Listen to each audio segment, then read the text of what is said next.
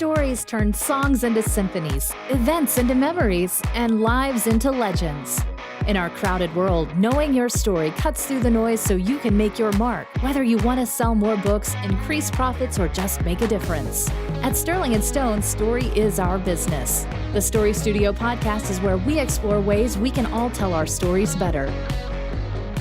And now, with the Story Studio podcast number 18, here's Johnny, Sean, and Dave. Hey everyone, welcome to the Story Studio. Today we're going to tell you about just a kind of an evolution of some of the stuff that we talked about in the last episode. We were talking about planning for the long haul and changing the structure of the company and stuff. And some of this was kind of like modular thinking, like a different way of thinking about the company. We had been trying to pull everything under one umbrella. And actually it's interesting because over the past weeks, as we've been recording this first arc, things have deviated even more. Our vision has become even clearer. So this is kind of a continuing, ongoing thing for us. But we're going to talk today about StoryShop and Twisted Stone. We'll tell you exactly what that means. But those are two enterprises that we're entering into without like taking them fully on in the way that we have in the past, where we start a new company and then have to run it. We'll describe all this, but that's basically what we're doing today. Yeah, all of this is about us getting smarter, and I don't think any of us, actually, any of the three of us, want to, we don't mind working hard. Although we did just find out, you guys, that when Dave doesn't have time to play video games, he watches other people playing video games. I used to do that in the 80s when my mom would take me to the mall and I'd go into the arcade and just hover behind people and watch them play. Okay, I'm hardly alone. Like, if you go on to Twitch right now, go on to Ninja's stream, there's probably like 100,000 people watching. Oh, there's 100,000 people doing a lot of shit I would never do, like at all times. I don't watch like all the time. I told you, when I'm eating. Which somehow strikes me as even funnier. Fuck you. All right. I don't judge you. What do you do when you're eating? Talk to your family? Come on. Yeah, it's pretty stupid that way. Yeah, I don't even know where I was going. Well, I was distracted by the air quotes around "talk to your family." Oh, yeah. We none of us are afraid of hard work at all, but increasingly we're wanting to work, smarter and together, and make sure that our efforts are helping each other and the writers that we're working with, and kind of the long-term things we're trying to build. And so getting smarter and more strategic, and making sure that we're kind of using the whole animal every time, it has been a really big part of our focus. And the things that we're going to talk about today are really specific examples of how we've done that. And they both kind of were born at around the same time and evolved in parallel. And I think in a few ways that, Johnny's going to enjoy talking about, kind of one influenced the other. And we learned a lot. Both of these were contract situations, and they were also relationships that we wanted to build right, because we were going to grow into them over a long period of time, and we wanted to make sure that we were setting them up to take care of our present and kind of safeguard our future. And they were, both of these are much longer term plans than just anything that we would normally race into. And I think that's the difference between a 2018 Sterling & Stone and let's say a 2016 Sterling & Stone, which was probably us at our most excitable and immature. And we would have just let's start that initiative and, not worry about it. And, you and Fisher were puppies together. Really, it's true. And this is just a much more reasonable way of doing business. And it's a big exhale, and it's sustainable. And as Johnny's put it, I don't remember when this first came up, but it's, we want businesses that send us, checks instead of bills. And the way both of these are structured, it's sustainable. It's something we can put our full attention into when it's time, and not have it run our lives when it isn't. Let's unpack the difference a little bit there, because when you say that, that is kind of a neat little catchphrase. I think that it's mostly accurate. It's good for framing, but it's, nothing's quite that simple. And of course, if you say well, everybody wants a business that sends them checks, not bills, then you go, okay, well, clearly there's something that differentiates that, because otherwise everyone would do it. Like, it's not just a decision.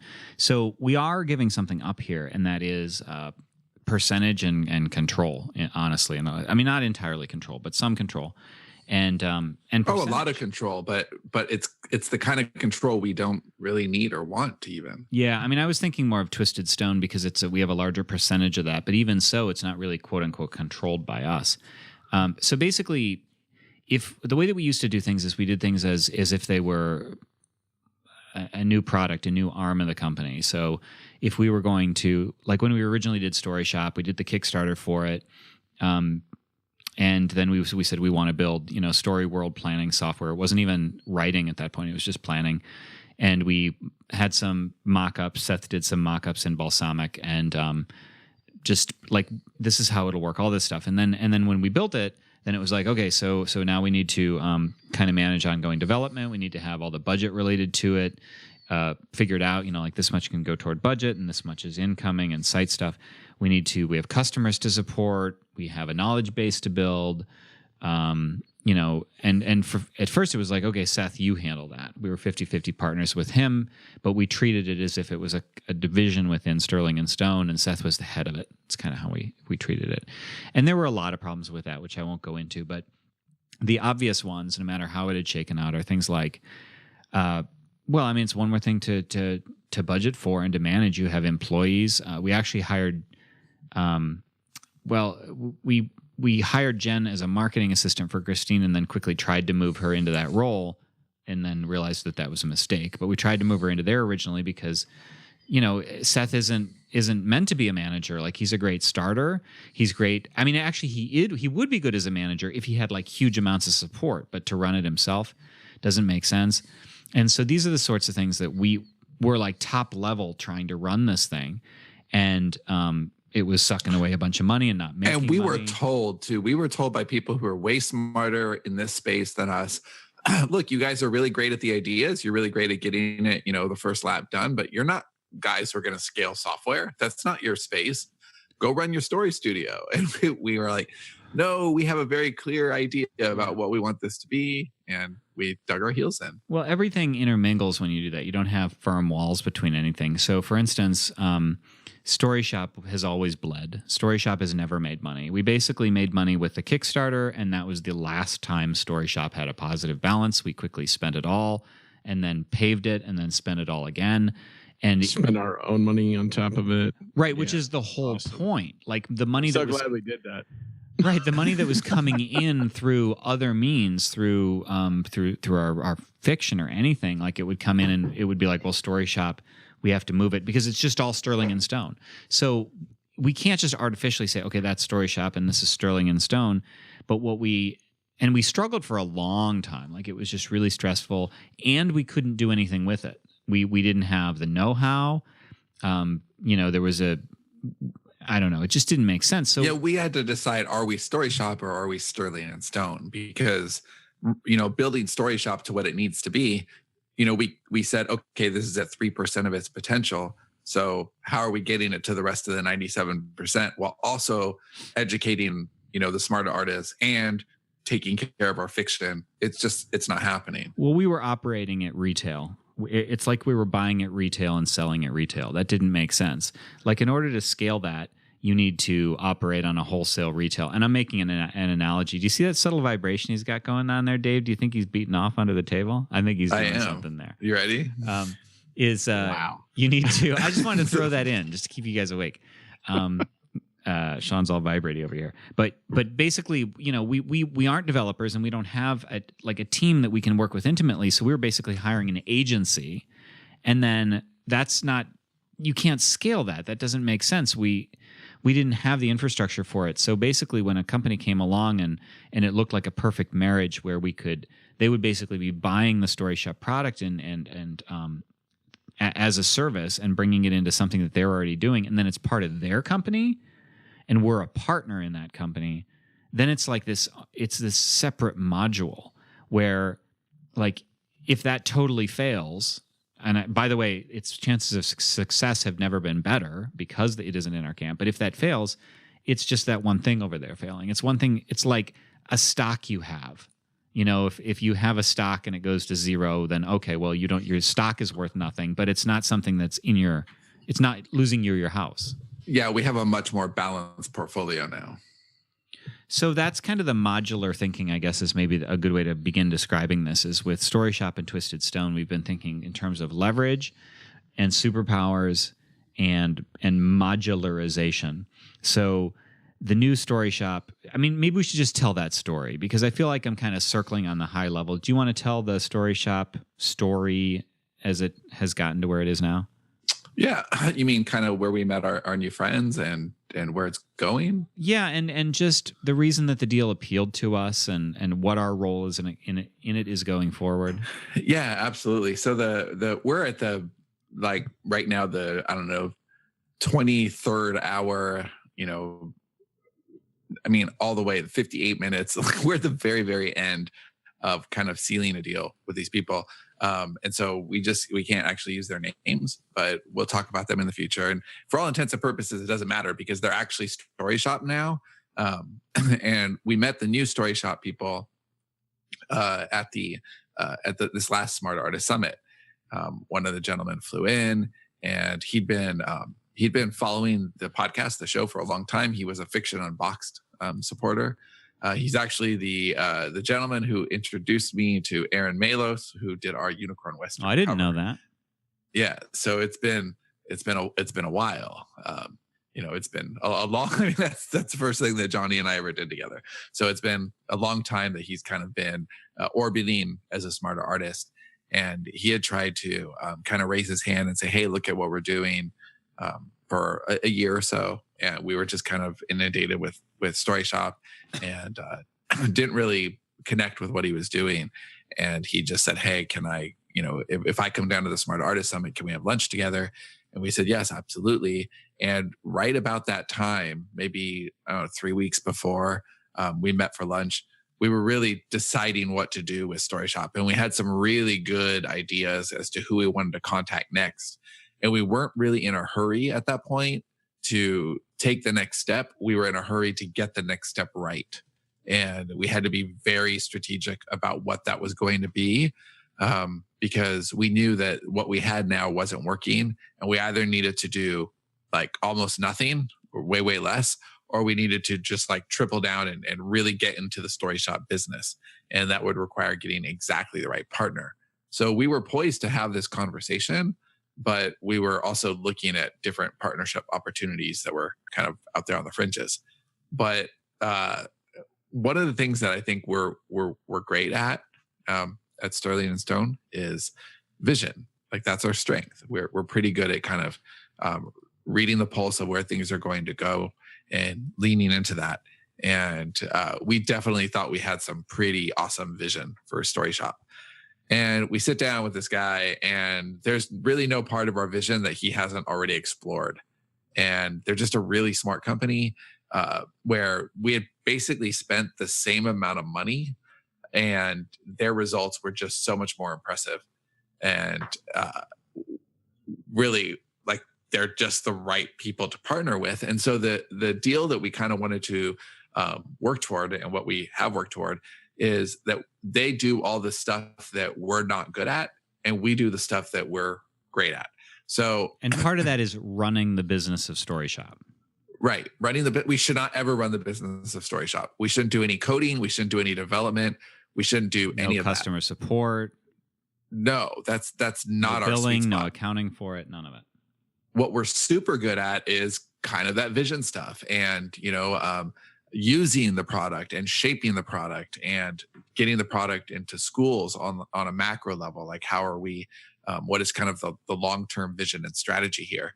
And we kind of found the perfect partners for that, because they want to do all of the things that we don't want to do or we won't excel at doing. And they need us for all the things that we are natural at. So, helping to develop the product, helping to shape its vision, helping, design the ideas that will allow it to reach the most users. Those are all the things that we would want to do. And so it's a really great win-win solution. It's just like, it's really no different than let's say my collaboration with Johnny, where, you know, he doesn't want to necessarily outline and he doesn't want to edit or polish, but he really wants to write that draft. And so that's, you know, he's finding a partner who meets all his needs, and I have a partner who meets all my needs, and that's great. So this is really no different than that. You know, one of us is writing a rough draft and the other one is writing the beats and kind of taking care of the edit and polish. Right. And that's why we say the idea of checks and not invoices is that the business is being totally run by these other folks. It's their business, and we're just like stockholders. I mean, literally, we literally are going to own stock. It is, and we'll be on the paperwork, and we'll be on the board, and all that stuff. But it's very different. It's not a sterling and stone property anymore. And I think that has been really smart. Looking in terms of, like, this is a way that we can leverage ourselves. It would be real easy to say, boy, we own, and for a while there, we owned 100% of StoryShop. And it'd be real easy to say, yeah, we own 100% of it. Like, we can make so much money because we own 100% of it. Well, guess what? We also earn all of the hassles. We earn all of the limitations. We are not capable of doing this sort of thing. And we hamstring the effort. So it's like, would you rather make 100% or 50% of, you know, a certain figure, or would you rather make a much lower percentage of a much, much bigger figure? And the answer is obviously the latter. Less Every time, less involvement, more money, more effect. It will be a much, much, much better product as well. And what was great was once this kind of came in, it redefined what we expected from partnerships or how we could arrange partnerships. So the thing that happened with Twisted, which, you know, Johnny will get that story rolling in just a second, that was the same thing. I don't think we would have developed as strong a framework or an idea for what we wanted from that relationship without having the StoryShop one kind of taking place at the same time. Would you agree with that, Johnny? Definitely. And as a matter of fact, this is a little bit tangential, but we had, at the same time as we were sort of working on the StoryShop deal and realizing, okay, this will not be a sterling and stone thing. This will be a separate company, and we'll own a little part of it. Well, that was going on, and we were seeing the leverage possibilities there and being like, oh, we don't have to run the damn thing. We were also selling an option for Fat Vampire, and which is a series of books that we have. And now who knows what's going to happen with that? But if that gets made, that's going to be a substantial. I mean, we did sell the option. We already have that. But if that gets made, which does kind of look like it may happen, who knows? That's going to be a substantial chunk of change. And what did we have to do for that? Well, nothing. I mean, write books 5 years ago, you know, and that's where, like, it was this thing where it's like, okay, so minimal input, maximum output. Those things are possible. We had those two things as sort of benchmarks that anything else had to live up to. So when we came across this deal for Twisted, which I will describe in just a second here, it was like, okay, so now we have this standard. Can this conform to that standard, this new deal? If we're going to start a new venture, because new ventures all take bandwidth. And what used to happen is we would have our bandwidth and it would get just spread thinner and thinner, like a limited amount of butter on a large piece of toast, right? And now we really can multiply ourselves because we're putting in a smaller amount and we're putting in what we're best at. So the Twisted deal I keep mentioning here is actually kind of a mini little production company that we're forming with some friends of ours in LA, and they're friends of ours now, but we actually didn't. They came to us as fans who were interested in Invasion and working on that project. And our first email from them came a week before the summit, and we were just like, we have to get back to you next week. And we didn't take it all that seriously because we get, you get tire kickers in this business. You create stories. People, like Johnny likes to say, enthusiasm is free. And so, right, there's no, they can occupy your attention without really much in return. So we said, hey, we'll take this call after the summit. So when I'm trying to decide how much I really want to talk about here, because I don't want to talk about a ton of detail or anything like that. But basically, we were like, okay, so we like the idea of working with you, but we only have so much to go around. This isn't a business that we know terribly well. We're willing to learn. We're interested, but we're trying to stay true to our hedgehog concept. Like, we make story. We don't we don't learn about all the details of film. We don't learn about software. Like we want to. Yeah, we've said very conscientiously that that we don't want to skip our steps, and that film and television is an area that we are very interested in. It's always been part of our long-term game. But 2019 at the earliest, probably 2020 is more realistic. So this is not unexpected, but it's definitely ahead of schedule. Right. So basically the deal there is going to be very similar. It's a business where we're partnering with these other people to form this little company that we're calling Twisted Stone, where we are basically providing the intellectual property. We're providing the things that will, the ideas, the stories that will hopefully be produced in some way or sold. And they're providing the running of the business. Down the road, this will probably become something. And when I say down the road, I mean, it's going to take, years. This isn't something that's right around the corner. I like the idea of having like an actual bona fide production studio where, maybe we are making our own productions. We are making TV. That company is the one hiring directors and staff writers and making the productions and renting cameras or whatever it is that they do. But that's the point. We don't know that stuff. We don't know that business. We don't want to do that business. So, hey, why don't you guys handle this business for us? And we'll provide the stuff, and we'll provide the brain power on our end. And when we actually just made up a whole treatment for Invasion, so something needs to be made into a script, adapted. Something needs a treatment. Something that's idea related is on us. Something that's administrative and connection making, and just sort of running that little, again, a side business. I want to emphasize this isn't a Sterling and Stone division. This is a side business that we have some interest in. And it just follows that other module thinking of like, if Twisted Stone goes broke, not that this is all about money, but if Twisted Stone goes broke, that it's isolated over there and it doesn't affect Sterling and Stone as the mothership, just like StoryShop, just like anything else. It's like it's additional or it's neutral. Yeah, we kept everything soup for too long, and so there aren't any boundaries, and that's how we've gotten in trouble. StoryShop was a bleed on the Story Studio. Smarter Artists was a bleed on the Story Studio, and we didn't insulate or protect. So when money was made in one avenue, we didn't funnel it off or silo it.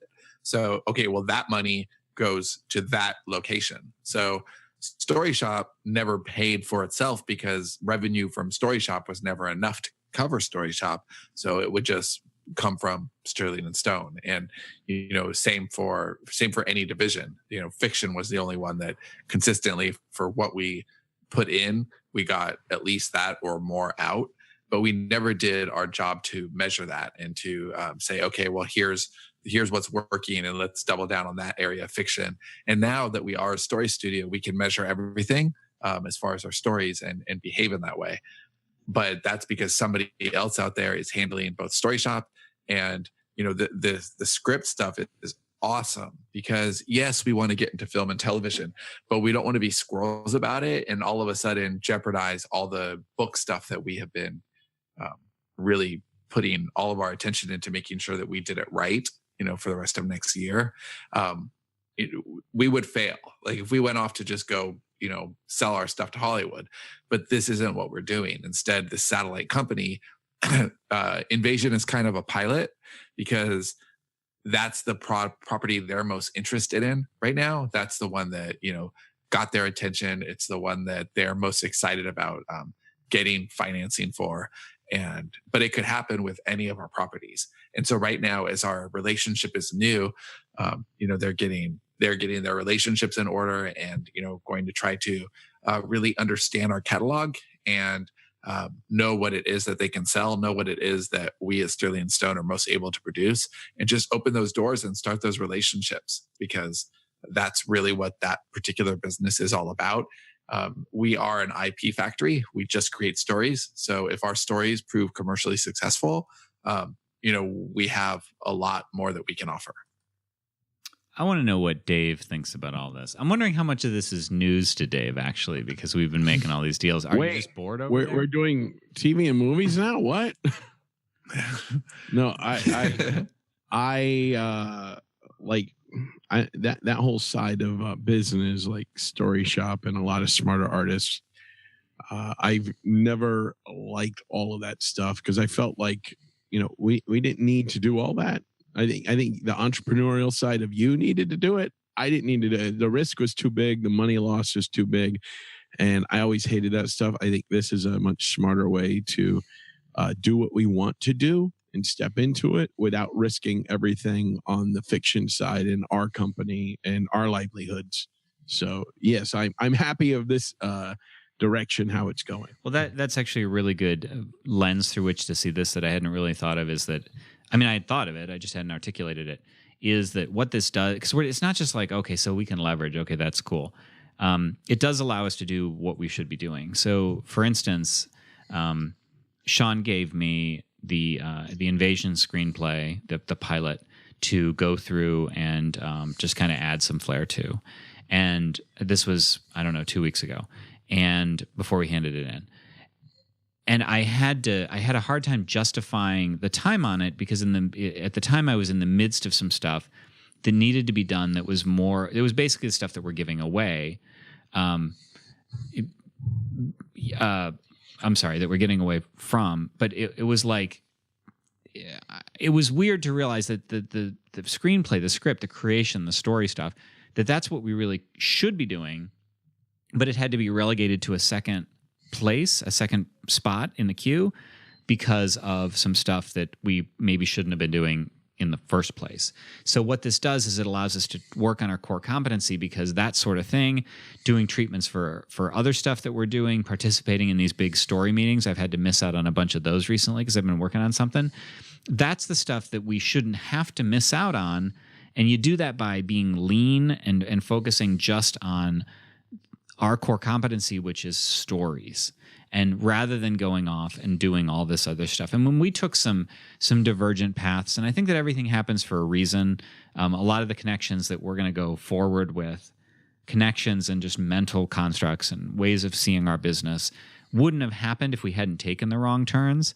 But that said, I'm glad that we're correcting the wrong turns and coming back into that competence. There are times I thought that I would not have all been surprised if Sean said, "Hey, we're going to get into print in a big way, and we're starting a printing press." like we don't need to reinvent the wheel for everything we want to do. No, we don't, and we're so collaboratively minded that it's kind of amazing we didn't get to this place earlier, because that is what we're talking about here. Is we have all these really lucrative creative partnerships internally within the company. Why aren't we looking for the same externally? Why aren't we looking for that? Like, why didn't we find that out sooner with StoryShop? And once we got that, then it was, oh, well, that's what we should be looking for in our new relationship with any production kind of company that we're doing that. Well, so, I think with StoryShop though, it was like nobody else was doing exactly the same thing that we knew about. And I think it's kind of hard to look for a partner that has like the same, business mindset and isn't looking to like exploit the customer base and just make money and cash out, and actually like do it the way it's supposed to be done. And I think it was difficult. I think it's difficult to find that sort of person. And I guess it needed to happen the way it did in order for us to find the That's absolutely right. We wouldn't, because StoryShop, one of the biggest frustration points for us with StoryShop has not been the drain in terms of time and resources and stress and all that stuff. And I think I said money, but money. It's actually one of the other big things is the fact that we can't use it. We have this inkling of what this great tool could be. It's a scratching at its potential, right, that is so frustrating. For our studio, for us as users of this software, and we can't get it to what we know it should be unless we hand it off. So the relationship that is going to not just benefit our company and help us to fund a lot of what we're doing, but that will actually create the tool that will make our stories better, that company, that relationship would not have existed if we hadn't gone down this path and met our one partner. No, not even close. Yes, and it is a matter of superpowers. Our superpowers were deciding that the world needed this tool and kind of framing out what it should look like and feel like and behave like. and building the community where the right partners would surface. That's the same superpower set that is, getting Twisted Stone off the ground. It's the same skill set that, built the few lucrative franchises that we have and that, still keep the ship afloat. And it's the same skill set that is building, the Sterling and Stone 2.0 version that, is preparing all this content for next year. So I'm really grateful for, the roads, however twisted they may be. I didn't even mean that that way, but awesome. Because twisted into stone. Yeah, both of these companies are kind of the model that we will be following over and over and over as we develop new franchises and new properties and new opportunities, and open the doors to new things, but never ever get away from what has worked for us over and over. So the next episode, we're going to talk about what the future holds. So, this is the kind of thing I can see us. Well, I'm always tempted. I'm always really hesitant when I say things like, "Well, I could see we could do more and more." Or this, like in front of Sean, because who knows what is he going to say? Give him road to room. But my point is that these sorts of relationships are structured such that they're isolated from the rest of the business, and they benefit us rather than. That's what checks, not invoices, really means. It's not money, it's resources. It's us using our superpowers. But that said, who knows what the future will hold in terms of that. But because of this, some of these changes we've made, we now have a clearer path to the future. And that's what we want to talk about in the episode that will close this arc that we'll have next time.